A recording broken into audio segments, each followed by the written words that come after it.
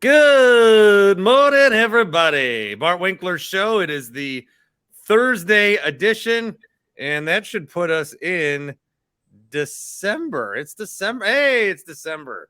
Happy December. Can you believe it's already? We're going to talk a bunch of stuff today. I am going to talk with Steve Sparky Pfeiffer on this podcast at the Toy Drive, which runs through Friday. This WSSP Toy Drive that's going on. So Sparky is WSSP at this point. If he wasn't, if he got, he would still go out there and do a toy drive by himself. So excited to talk to him. We'll have some Buck stuff coming up as well and all that. But one story that's very massive that we flirted with and talked about a little bit this week is what's going on with the Badgers program. Jay Kocorowski is joining us to help us go through all that with the State Journal, Madison.com.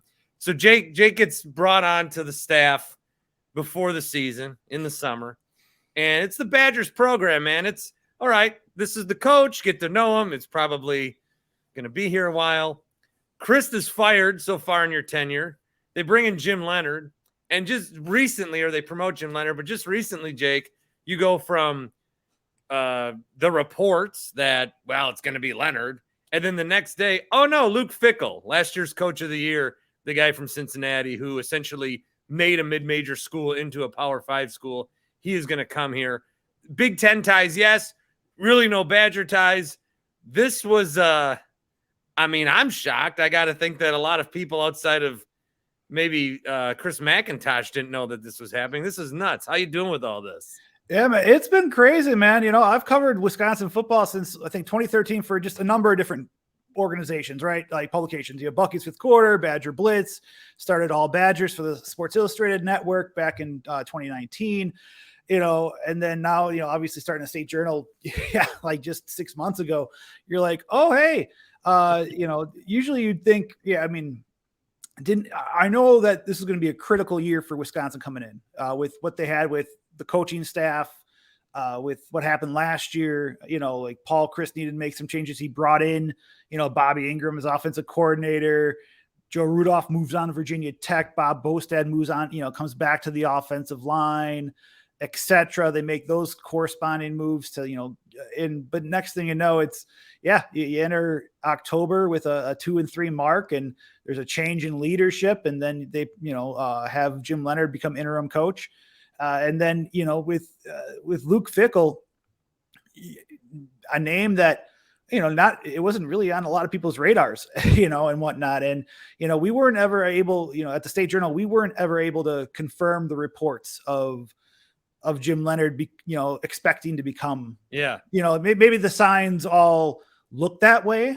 Yeah, it certainly did. But, you know, we never were able to confirm those reports that Leonard was their guy and whatnot. So, it's really interesting just to see how Chris McIntosh worked as a, you know, essentially how he worked kind of incognito. Let's say that. I mean, because you didn't know Lou Fickell was on his list and whatnot. And we didn't know if there's no one heard any word about Fickell having interest in the Wisconsin job, especially with him being such a hot name kind of in the coaching carousel the past couple of years. With that, you talked about the amazing work he's done at Cincinnati, you know, college football playoff berth last year, and a team that won 13 games. So this is a, you know, it was when I saw the first report from ESPN on Sunday, I was like, oh, okay. There's a curveball. And we just went into full gear from there. And, you know, and you're like, I was going to have a pretty low key Sunday, and now I guess I'm working. Yeah. Oh no. And I mean, it was, you know, if it was going to be Leonard, it was going to be, you know, we thought, you know, it would be whoever. I mean, they put up the 7-day window. It was right after the Nebraska win. We're out to dinner. Colton, Bartholomew, Jim Polzin, two great colleagues at State Journal. We drove back from Lincoln to Omaha where we were staying. We're having a nice dinner, just kind of decompressing. And then all of a sudden I go look at my Twitter. I'm like, guys, they posted the job, you know, and then Ben Kenny is the one that I saw his first tweet. So I'll give Ben a shout out there. But next thing you know, it goes from there. And we thought it'd be a quick process, and it was, but so I thought I'd be busy anyway Sunday, depending on whoever would be the coach. But yeah, then it went into overdrive and trying to confirm the ESPN report that it was going to be Fickell, and Jim Polzin did a great job with that. Us writing, just going down a list of what who Luke Fickell is, what he's done, the process of everything.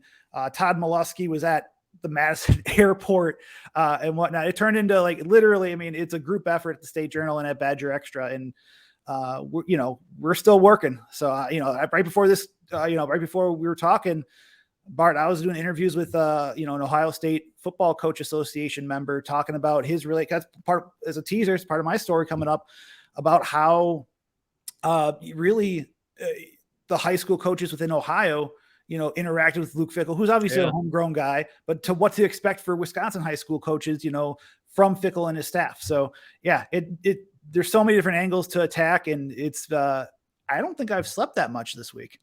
I think the shocking thing is, it just, everything looked Leonard, right? And he's part of the, I don't know, the Barry Alvarez cinematic universe, Yes. Right? The BCU.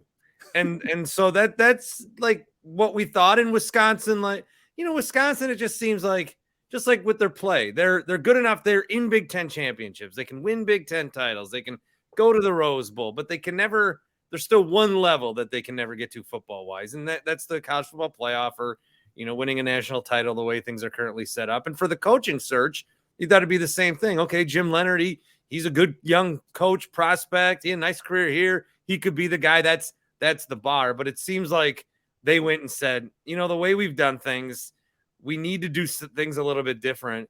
And I think because there's a lot going on here. Leonard, let me just, did losing to Minnesota cost him the job? I mean, that's what it felt like. But that you don't just watch your coach lose to Minnesota and then call up Fickell and say, hey, $7 million a year. Or maybe you do. How did that go down, you think? I don't, that's a good question. I'm not gonna, Chris McIntosh during that press conference on Monday mentioned that like the wins and losses weren't part of everything. Right. And so I'm trying to think back. I don't remember the exact, I don't know if he talked about the exact timeline back a couple of days ago. So I don't want to like give any misinformation on my end. So I'm not exactly sure. But no, and I'm not exactly sure. Like, I mean, but if you're not going to, I guess I will speak to this with Jim Leonard. And if you're not going to hire Jim Leonard for this position, who had the support of the current players on the team, and then also, former players and alums, a lot of them were very much pro Jimmy. You talked there, at least from those that I've talked to, and even going back to October, we did an article where I talked about former players and what they've done, and what they thought, and people really like, from those that I talked to, like Matt Bernstein, Vitaly Pisetsky, a kicker, Don Davey, the former Badger, who obviously is, part of Barry Alvarez's first team in 1990, who's become a prominent entrepreneur and businessman himself. There was a lot of positivity towards Jimmy and whatnot. If you're not going to hire Jimmy, well, Luke Fickell's that name, right? Yep. Like if there's somebody that, and I think that's interesting. If there's mutual interest, it puts, the athletic director position for Wisconsin is not, I mean, for any school is tough, and you have to make tough decisions. That's why you get paid the big money. But you've seen just what Wisconsin was willing to fork over for Luke Fickell's services. I mean, Chris McIntosh confirmed it. It's like what, 7-year deal, $7.5 million to start. And it goes up to an average of about $7.8 million per year. That's, that's a lot of change for, that's big boy money. That's big time college coach money and whatnot. So that's going to be, I'm not sure exactly, what the entire outline or, I don't think we ever received an outline of, okay, here are the benchmarks, that this coach needs to hit necessarily from Chris McIntosh, but it is going to be interesting to see what happens with this hire with Luke Fickell, who obviously, Ohio guy, Ohio State born and bred, was a nose tackle in the 90s, defensive coordinator, interim coach in 11, but he was in Ohio State for so long, going to Cincinnati and then having the success there. He's got a good pedigree and seems like very similar to the Wisconsin style of. I'm talking to some people from Ohio, and it's a very much a authentic type guy, not a. Someone put it to me. It's not like a Urban Meyer Incorporated type of guy. It's a guy that is he's authentic, he's himself, he's personable, which is very relatable to Wisconsin and whatnot. But it's going to be, this is a hire that will be very much part of the legacy of Chris McIntosh, as a couple people have noted on social media. Yeah, as we're talking Badgers football here, maybe it's not, like hitting benchmarks for Jim. Maybe it was just, Jim's a great option. But if we can get Luke Fickell, then we're going to go get Luke Fickell, and we'll find out if that is possible. And I think when you're paying a guy as much as they're going to pay him, to me, this looked like a move of, we are where we are. Like I mentioned earlier, there's another level to get to. This is our best, quickest way to try to get to that level. Because when you look at the Big Ten right now, football wise, Ohio State and Michigan are in a class of their own.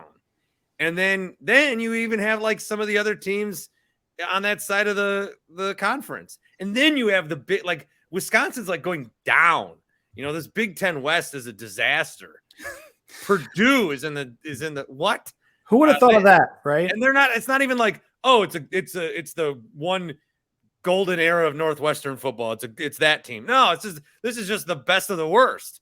So if they're seeing those two teams stay now really on this level of national dominance, Ohio State's been there and Michigan has done well to get there. If the Badgers are going to get there, they're going to need somebody like this, not just for the coach, but this is going to have to impact recruiting big time. And so I think that's going to be the thing, Jake, to see like, okay, what new recruits are we going to get now that we wouldn't have gotten before? So obviously he's a good coach, but this is, to me, it just seems like we're paying this guy to help us recruit because we're going down and these other schools are going up. It's really interesting too. And I will say, I think Jim Leonhard too, I think he would have been a great coach for Wisconsin, and I mean by great head coach, and because he's been a great defensive coordinator and he was a great assistant coach in 2016, didn't have a lick of experience as a college assistant coach in 2016, comes in and helps, the defensive backs, play really well. And he's defensive coordinator the next year. And he's, taken a 3-4 defense and excelled it even further, during his time at Wisconsin.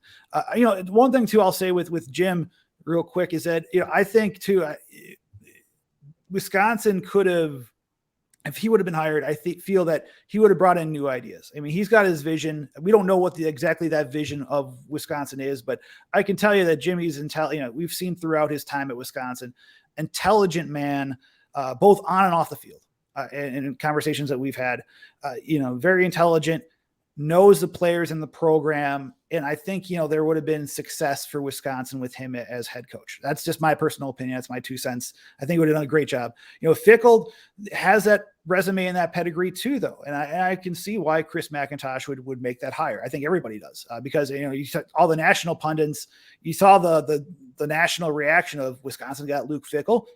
They got Luke Fickell. That's a separate discussion, is really interesting and down the road to talk about, is just like the player reaction, kind of the local reaction compared to the national reaction of this hire. But you have Wisconsin, Fickell's been proven to recruit, and, the philosophies are very similar too, where I asked them about it during the press conference Monday. I'm like, you have a lot. And we had an article on Badger Extra in the Wisconsin State Journal yesterday for y'all to check it out. I kind of broke down the recruiting of what he's done.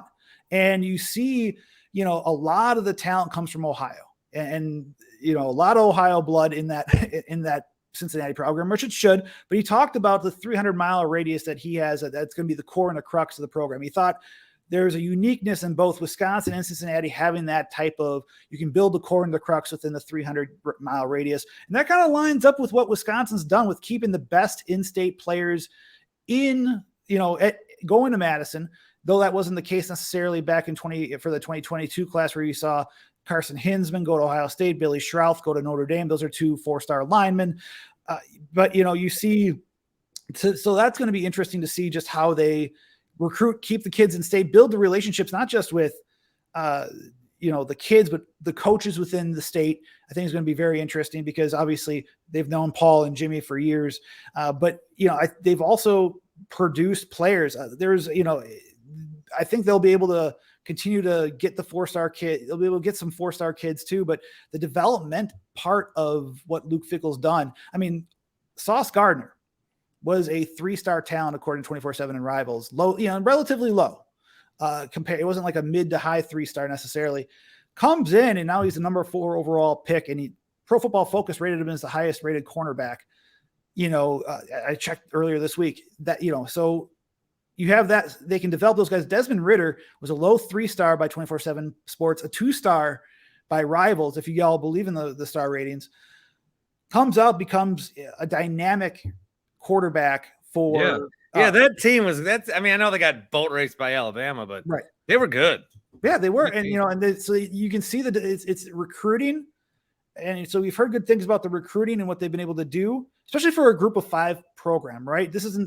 Cincinnati is now going to go to the Big 12 next year. So they're going to be Power 5, but it's been a group of 5 with that American Athletic, the AAC. He's taken them and he's gotten 4-star talent at that group of 5 school, which I think bodes well for, you go up to the Big 10, and, Wisconsin's got its own thing with recruiting, with geography, admissions, other stuff like that. But I think he has a success. He has a resume builder. We're not going to say it's parallel. This is the same thing's going to happen in Wisconsin, but he's got a pedigree that's going to help. I think they'll be fine recruiting. I think they can take jumps, and we'll see just what happens with that 2023 class too. If any players make, they flip or they decommit and then they decide to commit from Cincinnati to Wisconsin, we'll see how that goes, because the early signing period right now, we're under 3 weeks now. And Wisconsin has only 9 verbal commitments to the class, and they've seen they've seen 5 players decommit since Paul Chryst has been fired, 2 just on Sunday alone. And so they have their work cut off for them on the recruiting trail. But from everything that I've heard, the staff can recruit and they build, authentic relationships. There's going to be a lot of fallout, obviously. Will some Cincinnati guys come here? I think they're getting this offensive lineman. It's his son. He's got to be coming here, right? I can't comment on that because I don't know. I haven't talked to him, and I don't know. I'm just reading his Wikipedia one day, and it says 2 sets of twin boys, and his son's at Cincinnati. I'm like, well, he'll come over. But we'll have Wisconsin guys leave, and some Cincinnati guys, and maybe some guys. So there's going to be a lot of movement. A lot of lives are going to change based on this decision alone. I think 2 names to throw out at you are Jim Leonard. Like, does he go back and be the defensive coordinator, do you think? And then Braylon Allen, there's a lot of speculation on him. Do we know anything? Do you have any? Unfortunately not. It'd be premature to say anything on my end on that, Bart. Luke Fickell did say during that press conference that he was open to having, Jim return, and be part of the staff. But I know that they were supposed to talk Wednesday, I think is what he said. And so we'll see what comes out of those discussions if we hear anything publicly. And that's not a guarantee by any stretch, right? So there's that. Braylon Allen, he was very supportive, to say the least, of Jim Leonard, and he reemphasized his support, before the Iowa, was that the Friday before the Iowa game, and then also right after the game too. So it is we'll just see what happens from here, because we have no information about what's going to take place, and with those 2, and honestly, this is a time where, you feel for everyone, you feel for the players, and even Chris McIntosh. It was really interesting because there was a question asked. I think it was Doug Russell. Yeah, it was Doug Russell who mentioned that, he's like, well, kind of talking about the process of an external hire, with instead of an internal, and just kind of the thought evaluating and process. And Chris McIntosh mentioned that, he, during a team meeting Sunday, that he apologized for the decisions that he made that caused hardships and challenges, where he, which I thought was, even during the firing of, the press conference where he announced the dismissal of Paul Chryst, an effusive amount of praise. I've never seen a press conference where the coach was fired that there's that much praise from the AD. And I mean, and on top of that, Chris McIntosh Monday effusively praised Jim Leonard and what he did in an interim role and overall, and saying, I think it's one of it. If I'm probably messing this up, but basically said that Jim Leonard is part of the DNA of Wisconsin football.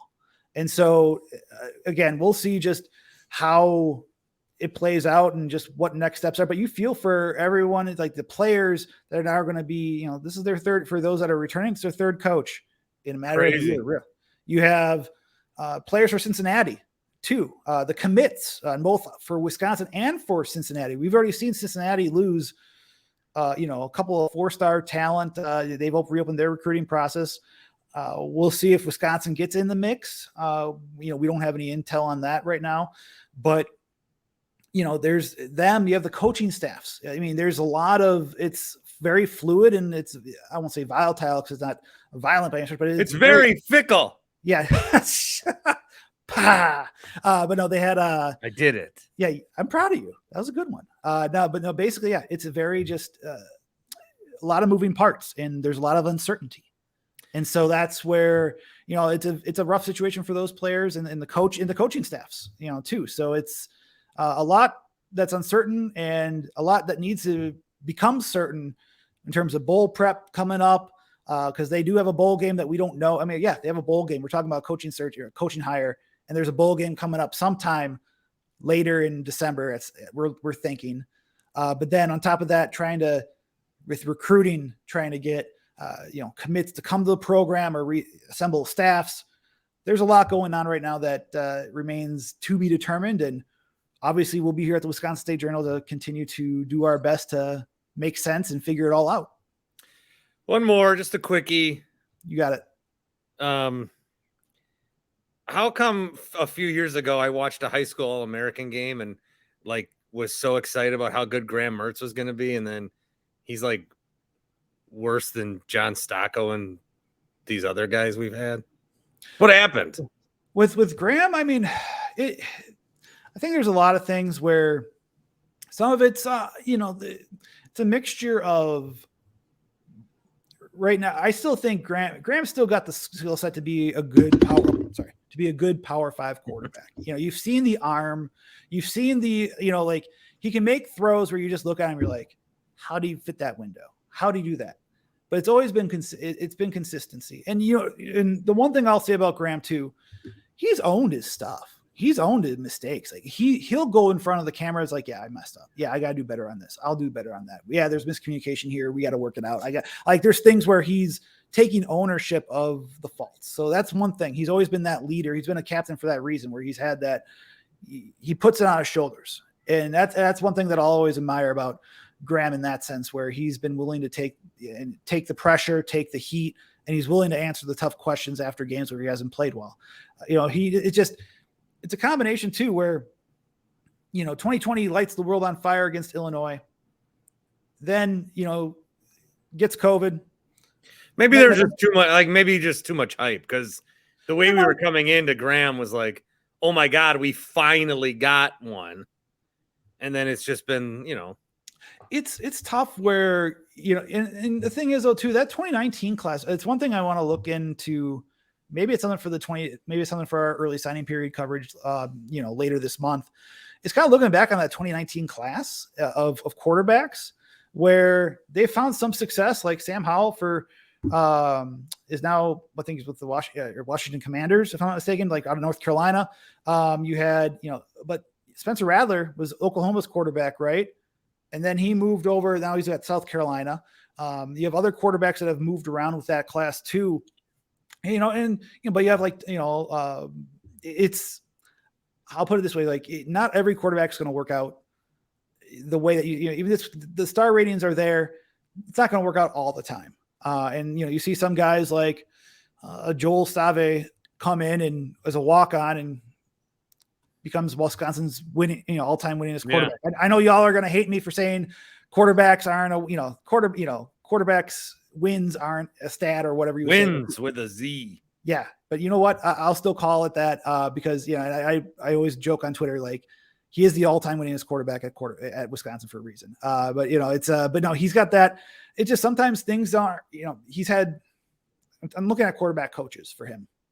You had John Budmeyer for the first couple of years, and then Paul Chryst takes it over last year, and he's the head coach. He's also running kind of the offensive coordinator stuff, right? Where there wasn't an offensive coordinator position last year, right? Because in 2021, but then you had on top of that, this year you bring in Bobby Ingram, but then you have Keller Chryst kind of working as a graduate assistant too with the quarterbacks. So there's been a lot of flux there. And it's just been consistency too. There's been consistency issues with him there, but even with the consistency, it may also be, there have been times where every quarterback's going to have this. When your offensive line, when he's been pressured, that's when you start losing those fundamentals here and there because you got kind of happy feet. And that's where you've seen sometimes where, like against Minnesota last week, they protected him pretty darn well. Like they did, outside of I think till the end. But yeah, it's just different factors roll into it. It's not just one answer, but he's always been good to reporters and answering questions. And we appreciate that. But yeah, there's just right now, the hype, has not been lived up to from, I remember the All-American Bowl in 2019 where he had 5 touchdown passes and everyone's annoying. Yeah, for the only time I ever watched one of those. Yeah. I watched that and I was like, I still remember that for Bucky's fifth quarter when I was there. That was like one of our highest rated, highest viewed articles I ever wrote, like Graham Mertz lights world on fire. And people are like, oh, but yeah, it's, and you feel for the kid too. Obviously they want to, not these kids don't want to be like, oh yeah, I threw more, like last year, you threw more interceptions and touchdown passes. They don't want to, that's not what their goal is. Their goal is to win games. And so, and whatnot. So they're not purposely trying to play bad and whatnot. So it's definitely an interesting case and something that we'll look back on about, what happened with Graham. And, but yeah, again, I've always been appreciative of his efforts in terms of talking with us and just, taking ownership of when things haven't gone right. Jake, I appreciate you. I know that this is busy time. And so to give us a few minutes, it means the world to me, Jake. It means the world to me that you want me back on, man. I ramble. Look at this. Like you said, you wanted 20 minutes and we're 28 minutes into this. So that's just, but no, I appreciate you, man. Like you've always been good to me. We'll have to talk some AEW down the road and we'll have to go to the show if they ever come back to Milwaukee and all that fun stuff, my friend. Oh, don't open that door right now. I'm so down on AEW. Are you? Well, MJF, that's good, but I gotcha.